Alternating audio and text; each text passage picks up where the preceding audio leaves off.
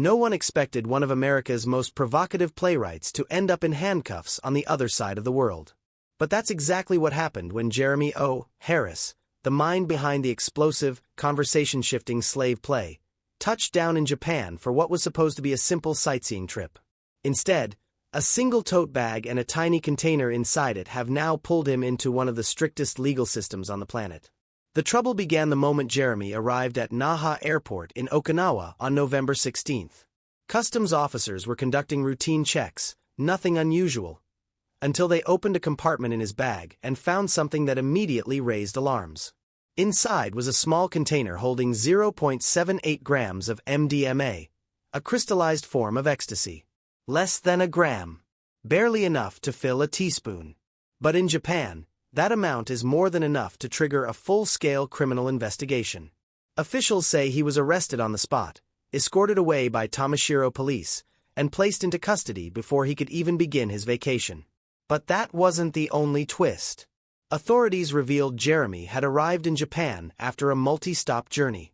2 days earlier, he departed London's Heathrow Airport, then transited through Taiwan's Taoyuan International Airport, before finally landing in Okinawa. A lot of moving pieces, a lot of luggage transfers, and a lot of opportunities for things to go wrong, which is partly why fans online are now asking their own questions. How did the MDMA get into his bag? Was it his? Did he know it was there? Or could it have been mixed in during travel? None of that has been verified, but the uncertainty has taken on a life of its own. What we do know is this. Japanese investigators believe the MDMA was likely for personal use, not large-scale smuggling. No additional substances were found in his luggage, and customs officials were clear that only this single small amount was recovered. Still, under Japanese law, almost any drug-related violation falls under the category of smuggling, and the penalties can be severe. We're talking multi-year prison sentences, even for quantities that might seem minor in the United States or Europe. And when officials confirmed they had already filed a criminal complaint with the Naha District Prosecutor's Office, it signaled something serious. Because once prosecutors step in, the case stops being a simple mistake and becomes a legal battle with real consequences. And here's where things get even more intense. Japanese authorities decline to release many details. They won't say whether Jeremy made a statement. They won't confirm exactly how the substance was discovered. And they won't disclose anything about the investigation's direction. That silence only fuels speculation. Meanwhile, Jeremy's own team and representatives have also released no comment, leaving the public to connect the dots on their own. To understand why this story is everywhere, you have to understand who Jeremy O.Harris is. He isn't just a playwright, he's a cultural force. He wrote Slave Play while still at the Yale School of Drama, and when it debuted off-Broadway in 2018, it hit the arts world like a lightning bolt. It was loud, controversial, confrontational, mixing race, class, and sexuality in ways that sparked petitions, protests, and non-stop debate. When it moved to Broadway the following year, it earned a Tony nomination for Best Play, cementing Jeremy's reputation as a bold, fearless voice.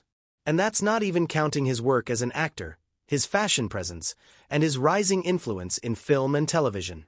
So when someone like that gets arrested overseas, the world pays attention.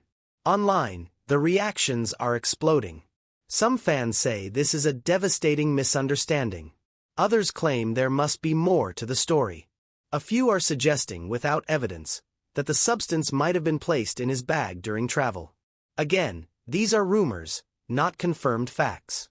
But speculation always fills the void faster than the truth can catch up, and right now, there's a lot of void. So what happens next? The case now sits with Japanese prosecutors, who will determine whether Jeremy should be formally charged. That decision could take days, or weeks. If he's indicted, the legal process becomes even tougher, and Japan's conviction rates are notoriously high. If he isn't, he could be released and allowed to leave the country, though the experience would likely follow him for years. His reputation, upcoming projects, and industry relationships are all hanging in limbo while officials continue their investigation. And that brings us to the big question. How does a single moment in an airport become the turning point in someone's entire career? Jeremy O.Harris built his name by challenging audiences, confronting uncomfortable truths, and pushing boundaries on stage. But now, he's facing a boundary he never expected. One drawn by a foreign legal system with zero tolerance and no room for error. What do you think will happen next? Will prosecutors push forward with charges? Or will this turn out to be a case of bad timing, bad luck, or something more complicated? Let me know your thoughts in the comments. And hit subscribe if you want updates as soon as this story develops.